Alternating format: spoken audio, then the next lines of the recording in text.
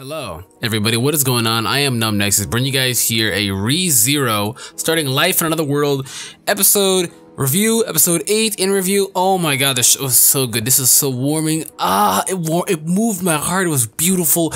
At the same time, sad. We got a lot of answers, found out a lot of information in this anime. So let's get right with it. If you're enjoying, of course, hit the like button, subscribe if you already haven't, and then I'd love to hear feedback in the comment section as well, for everyone to watch this anime and watch this episode, because I mean, from everyone that was watching this anime, we were all waiting for episode 8, since episode 7 was a massive cliffhanger. He just jumps off the cliff, and that was it. So we're all waiting for this episode, and we now finally received this episode. So let's get with it. Starts off right at the bat, Subaru restarting his life back to where he was at the save point on the bed, and he sees Rem and Ram. I'm pretty sure that's their names, Rem and Ram, and everything is normal again. He actually came back, because remember how he said multiple times, and I'm only an anime watcher, so I would not wait, there's no way that I would know, but he said multiple times that he may not be able to come back. He may be, like, this might have been his last life that he just used up, like he may not be able to come back. So he kept hinting that, and I thought to myself, maybe, just maybe, he might not come back. That's what's scaring me, but he actually ended up coming back at the exact same save point, which is good.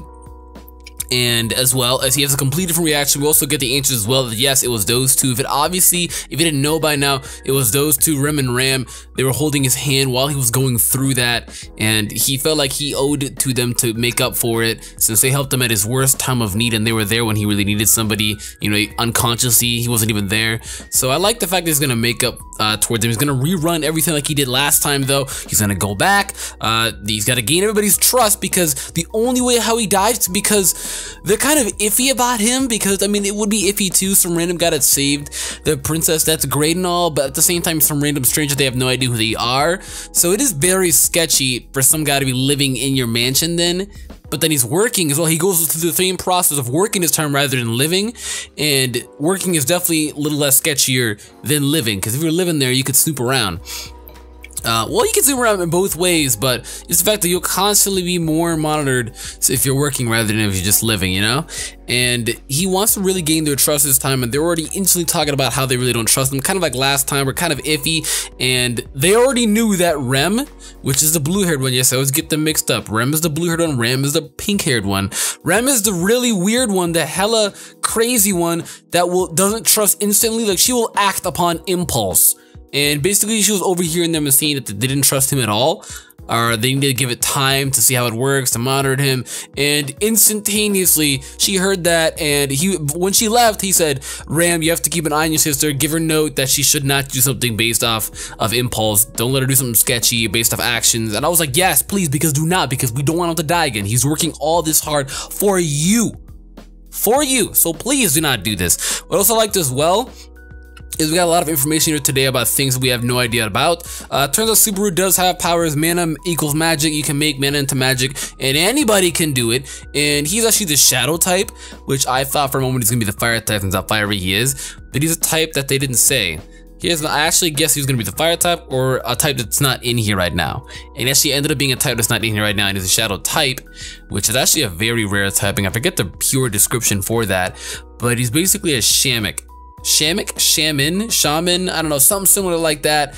And it basically means that he's just that's it. I can't really remember what it means. And it's funny, I literally just watched it before this recording, and I can't remember what it means. That's how bad my freaking memory is, bro. But yeah, he pretty much has the shadow type, and instantaneously when he tries to actually open up a gate, since they open up gates in order to use their powers, instantaneously when he tries to open up a gate, bam, he just blows up, and all of his mana is drained out then. He can no longer do anything about that then. He is screwed. So, I don't know, his typing is really weird. I'd like to know more about it, and it definitely is a Shamik. Okay, I did get that right, it's a Shamik, because I looked at my notes, hee. But it's funny because I wanted to learn more about it. He's very mysterious from all the things that are happening to him, and it's just like, what is going on?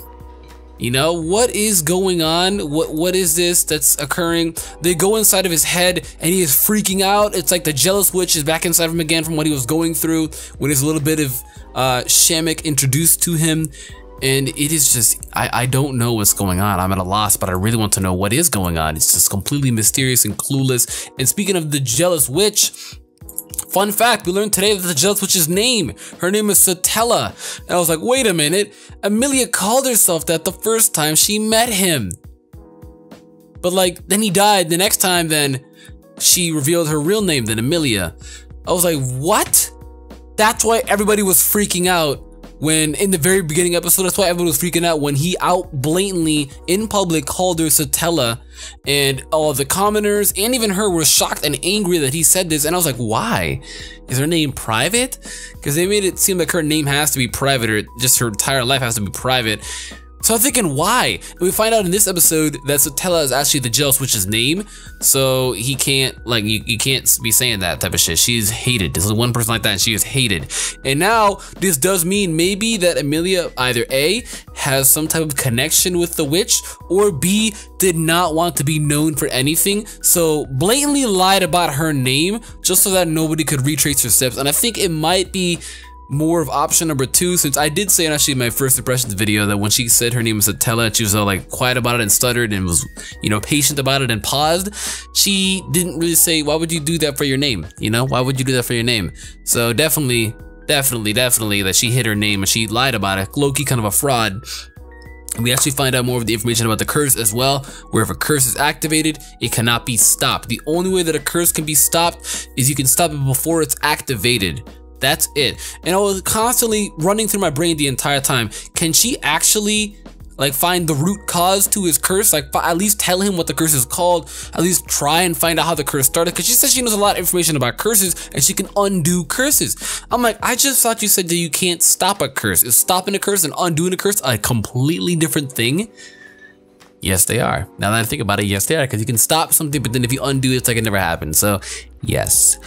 Hopefully we find out more information about Subaru's curse though. Like, this jealous witch is very mysterious, and we're at episode 8, and I'm pretty sure this is a 13 episode anime.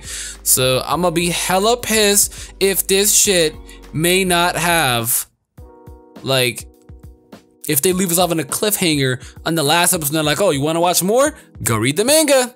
So many animes have done that, and I hate that shit, bro. So please, for the love of God, do not do that to us, and at least wrap up what we're gonna be doing here in this season.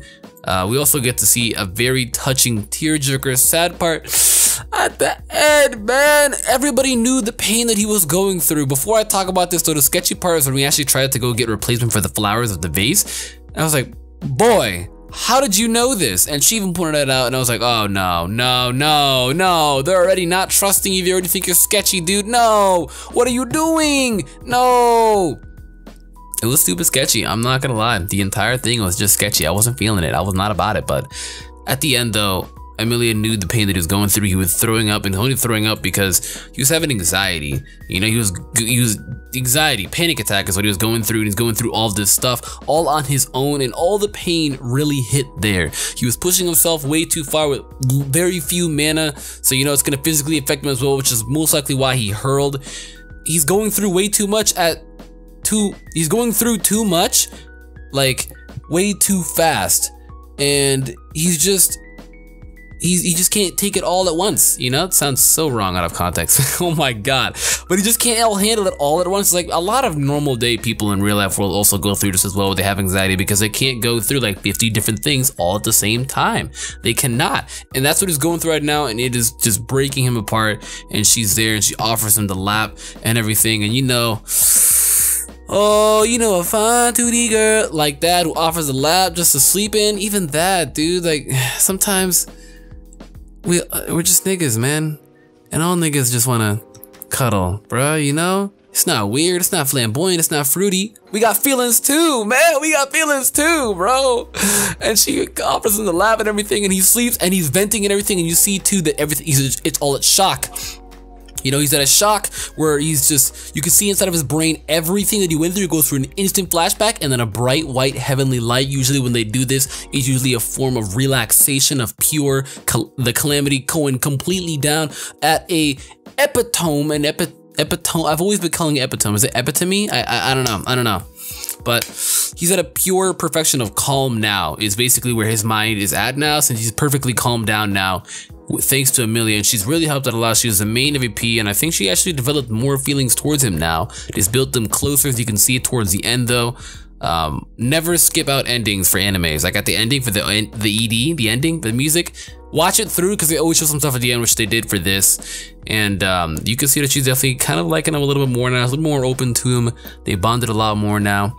And he kind of opened up in a way, since he can't tell her, or else like the jealous witch has got this curse on him, so he can't tell her. But I can't wait till next episode. It's such an underrated anime, honestly. It's very good, like easily top 10 of the season, top 3 of this season, and then top 10 of this year, I easily think. But that's gonna be it though for this review, guys. Thanks for watching. Give the video a thumbs up. I'd love to hear your thoughts on everything, the curse, Amelia coming through, Subaru's shadow type. Please let me know all of what you think about that in the comments down below. And with that being said, I'll catch you guys next time.